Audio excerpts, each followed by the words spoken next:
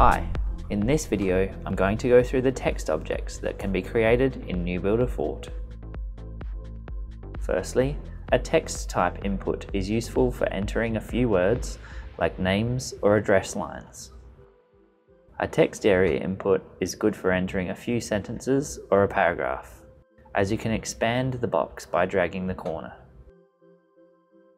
A nuScroll input allows for the selection of variables from a JavaScript array, or by entering your own data like you would in a text input.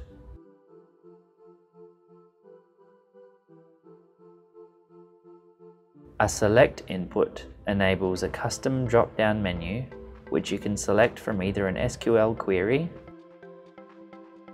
or a list.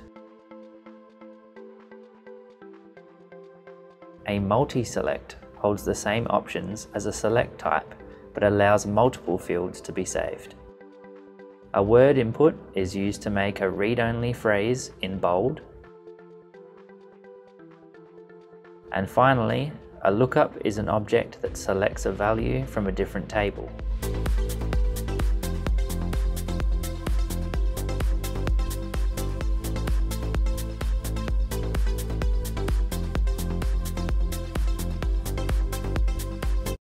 Hey, I was reading that.